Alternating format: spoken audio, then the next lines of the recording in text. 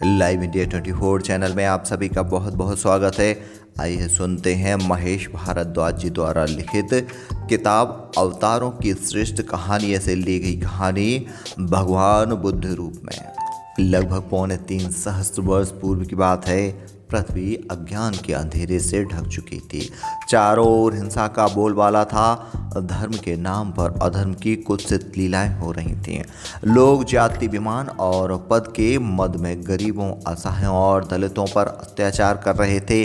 धर्म, शिक्षा, राज्य सुख, राज्य अधिकार सब कुछ अमीरों के ही लिए था। गरीब, अनाथ और दलित हर एक वस्तु से वंचित थे। धरती पर चारों ओर से गरीबों का करुणा पूरित स्वर उठ रहा था। दुखी और उत्पीड़ित जनता चारों ओर त्राहिमाम त्राहिमाम की पुकार कर रही थी। आखिर भगवान ने बुद्ध के रूप में अवतार लेकर अज्ञान की उस काली निशा को दूर किया। उन्होंने अपने ज्ञान के द्वारा चारों ओर दिव्य प्रकाश फैला दिया। इस प्रकार की छाया में पीड़ित मानवता ने अपने वास्तविक स्वरूप को देखा। अपने वास्तविक स्वरूप को देख पहचान कर वह सहस्त्रों वर्षों के लिए दुखों के बंधनों से मुक्त हो गई। भगवान बुद्ध ने धरती पर जन्म लेकर चारों ओर प्रेम के अमृत की धारा बहाई। उन्होंने मनुष्य के हृदय में हिंसा, कठोरता और स्वार्थ को निकाल कर उसे सच्चा मनुष्य बनाया। उन्होंने गरीब, अमीर, राजा, रंक, छूत अछूत, ब्राह्मण, चांडाल सबको एक ही आसन पर बिठाया। उन्होंने शरीर, वैभव और भोग विलास की अपेक्षा आत्मज्ञान को ही श्रेष्ठ बताया। उन्होंने सबको केवल आत्मा की ही ओर देखने की प्रेरणा दी। बड़े बड़े दिग्विजयी सम्राटों तक ने उनके शिष्यत्व को स्वीकार किया। बड़े बड़े विद्वानों और मनीषियों तक ने उनके चरणों में बैठकर बड़ी श्रद्धा से उनके ज्ञान को ग्रहण किया। भारतवर्ष में ही नहीं, चीन, जापान, ब्रह्मदेश, सीरिया आदि देशों में उनके ज्ञानामृत की धारा बही। उन्होंने एक प्रकार से सारी पृथ्वी को ही अपने ज्ञानामृत से तृप्त कर दिया। पृथ्वी के समस्त प्राणी उनके ज्ञान को पाकर धन्य हो उठे। अपने मानव जीवन को सार्थक सफल समझने लगे। भगवान बुद्ध का जन्म विक्रमी संवत में 500 वर्ष पूर्व कपिलवस्तु के लुम्बिनी उपवन में हुआ था। उनके पिता का नाम शुद्धोधन और माता का नाम मायावती था। शुद्धोधन कपिलवस्तु के नृपति थे और वे धार्मिक विचार के प्रतापी नृपति थे। प्रजा के प्रति उनके हृदय में पुत्रवत स्नेह था। प्रजा भी उनको पिता की श्रद्धा से ही देखती थी। महारानी मायावती गर्भवती थीं, वे पिहर जा रही थी। उनका मार्ग केले के स्तंभों, वंदनवारों, जल से भरे कलशों और ध्वजा पताकाओं से सुसज्जित था। महारानी रत्न जड़ित सोने की पालकी में बैठी हुई थी।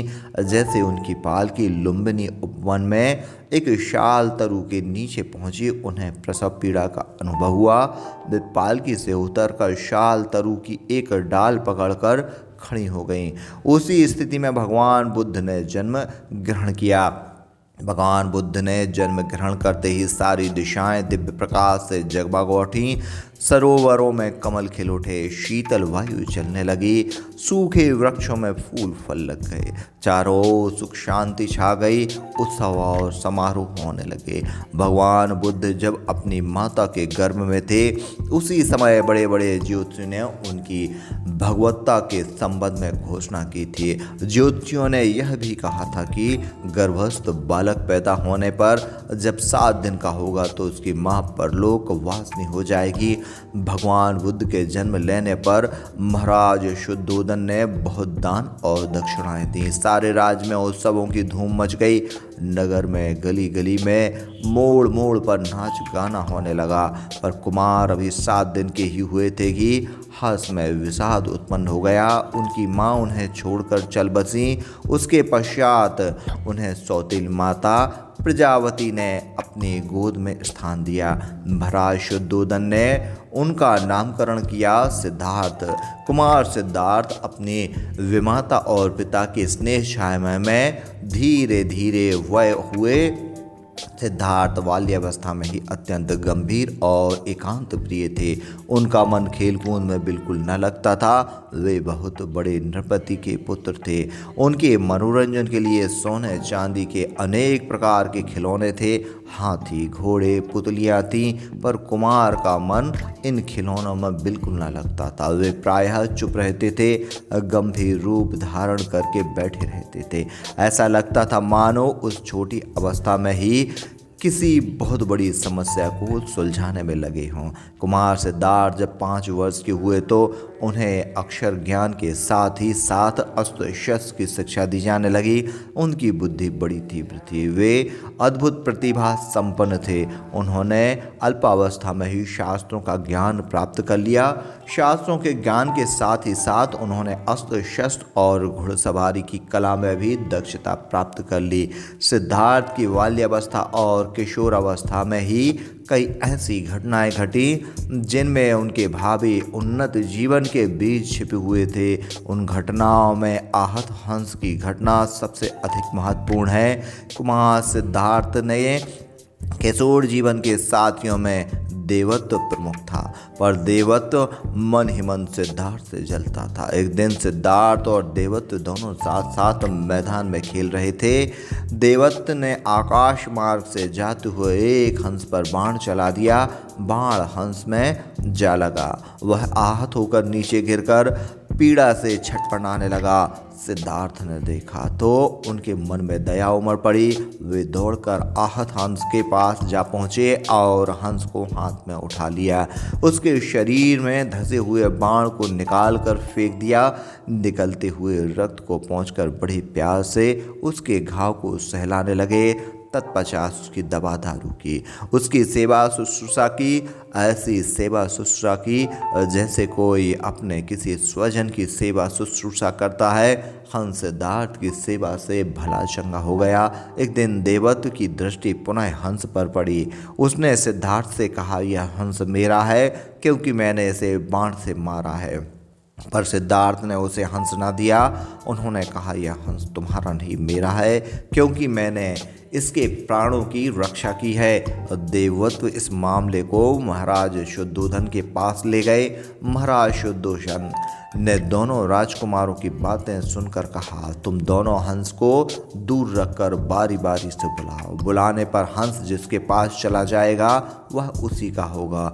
देवत्व ने हंस को बार बार बड़े प्यार से बुलाया पर वह उसके पास न गया। सिद्धार्थ के बुलाने पर हंस शीघ्र ही उसके पास चला गया। महाराज शुद्धोधन ने कहा, देवत्व पशु पक्षी भी वास्तविक प्रेम को समझते हैं। तुमने हंस को बाण से विद्ध किया था, इसलिए बार बार बुलाने पर भी वह तुम्हारे पास न गया, किंतु कुमार सिद्धार्थ ने उससे प्रेम किया, उसके प्रति दया प्रदर्शित की, इसलिए उनके बुलाने पर वह उनके पास चला गया।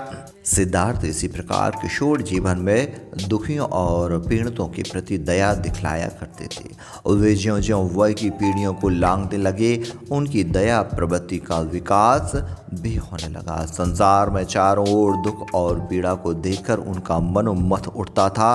उन्हें सुख भोग विलास कुछ भी अच्छा न लगता। वे प्रायः एकांत में बैठे रहते, संसार और उसके दुख पर मन ही मन सोच विचार किया करते थे। सिद्धांत की एकांत प्रियता और सुख विलास से उनकी अनासक्ता देखकर महाराज शुद्धोधन अत्यधिक चिंतित हो उठते। उन्होंने सोचा कहीं ऐसा ना हो कि कुमार की यह अनासक्तता उन्हें योगी बना दे, पर उन्हें क्या मालूम था कि सिद्धार्थ योगियों के भी योगी हैं, गुरुओं के भी गुरु हैं। संसार की कोई अशक्ति, जगत का कोई बंधन उन्हें बांध ना सकेगा, पर महाराज शुद्धोधन ने उन्हें जगत के बंधनों में बांधने का निश्चय किया। उन्होंने विवाह बंधन में बांधने के लिए सोच समझकर देवदह की राजकुमारी यशोधरा के साथ उनका विवाह कर दिया। उनके निवास के लिए एक सुंदर प्रसाद बना दिया। प्रसाद में भांति भांति भोग विलास की वस्तुएं एकत्र कर दी और उनके मनोरंजन के लिए आमोद प्रमोद के साधन भी उपलब्ध करा दिए। पर फिर भी क्या कुमार सिद्धार्थ का मन भोग विलास के आसक्त हुआ? नहीं, भोग विलास और सारे सुख ऐश्वर्य भी उन्हें बांध न सके। एक दिन सिद्धार्थ ने उद्यान में जाकर सैर करने का विचार किया। महाराज शुद्धोधन ने इस बात की पूर्ण व्यवस्था की थी कि जब सिद्धार्थ बाहर निकले तो उनके सामने कोई दीन दुखी न जाए या ऐसी कोई घटना न घटे जिसे देखकर उनके मन में वैराग्य उत्पन्न हो।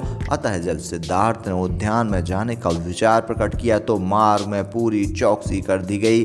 मार्ग को भली प्रकार सजा दिया गया। मार्ग के दोनों ओर सुंदर स्त्रियां खड़ी कर दी गईं। सिद्धार्थ अलंकारों से सुसज्जित एक स्वर्ण रथ पर चढ़कर, जिसमें सिंधु देवी शी 4 सुंदर घोड़े जुते हुए थे, उद्यान की ओर चल पड़े। यद्यपि मार्ग में पूर्ण चौकसी रखी गई थी, फिर भी एक वृद्ध मनुष्य सिद्धार्थ की आंखों के सामने आ ही पहुंचा।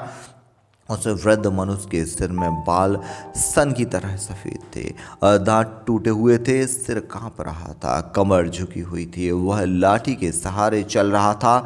सिद्धार्थ ने उस वृद्ध पुरुष को बड़े आश्चर्य से देखा। उन्होंने सारथी से प्रश्न किया, सारथी, यह कौन मनुष्य है? यह झुककर क्यों चल रहा है? सारथी ने उत्तर दिया, कुमार यह अति वृद्ध हो गया है। वृद्धावस्था की अशक्तता के ही कारण उसकी कमर झुक गई है। कुमार सिद्धार्थ ने पुनः प्रश्न किया, क्या इसी प्रकार सबको वृद्ध होना पड़ता है? सारथी ने उत्तर दिया, हाँ कुमार, इसी प्रकार सबको वृद्ध होना पड़ता है। कुमार सिद्धार्थ चिंतित हो उठे और वे सोचने लगे, धिक्कार है ऐसे मानव जन्म को जिसमें जन्म लेने पर इस प्रकार वृद्धावस्था के कष्टों को सहन करना पड़ता है। उनका मन दुख से भर गया। वे उद्यान में न जाकर प्रसाद में लौट गए। सिद्धार्थ दूसरे दिन पुनः रथ पर सवार होकर उद्यान जाने लगे। उस दिन उन्होंने एक ऐसे मनुष्य को देखा जिसका शरीर रोग से जर्जर हो गया था। तीसरे दिन उन्होंने एक मृत मनुष्य को देखा जिसे लोग अपने कंधे पर उठाकर लिए जा रहे थे। चौथे दिन उन्होंने एक सन्यासी को देखा जो कंधे पर जीवर और हाथ में पात्र लिए हुए था। कुमार सिद्धार्थ के मन में सन्यासी जीवन के लिए अनुराग पैदा हो गया। उन्होंने मन ही मन निश्चय कर लिया कि वे स्वयं सन्यास ले लेंगे, क्योंकि यहाँ जो कुछ है दुखमय है, शोकमय है। सिद्धार्थ राजप्रदास की ओर लौट चले। उनके मन में दुख था, विरक्ति थी। सहसा कोई बोल उठा, बधाई हो कुमार। वह कृषा गौतमी थी। उसने कुमार को बधाई देकर उन्हें पुत्र जन्म की सूचना दी, पर कुमार के मन में किंचित मात्र हर्ष न पैदा हुआ। वे चिंतापूर्वक विचार मग्न हो उठे, यह पुत्र, यह तो सुख शांति और कल्याण नहीं, यह तो एक बंधन है, विकट मोह है। कुमार ने सोचते ही सोचते गौतमी की ओर देखा। वे गौतमी को अपने कंठ पर बहुमूल्य हार देकर आगे बढ़ गए। सिद्धार्थ सीधे प्रसाद में चले गए। उन्होंने शुद्धोधन के समीप जाकर उनसे संन्यास ग्रहण करने के लिए अनुमति मांगी, पर वे क्या अनुमति देने लगे? कुमार ने उन्हें समझाया। उनके सामने उस अमर जीवन के चित्र खींचे जिसे वे संन्यास लेकर प्राप्त करना चाहते थे, पर फिर भी शुद्धोधन ने उन्हें संन्यास लेने की आज्ञा न दी। किंतु उससे क्या होता है? कुमार सिद्धार्थ संन्यास ग्रहण का दृढ़ निश्चय कर चुके थे।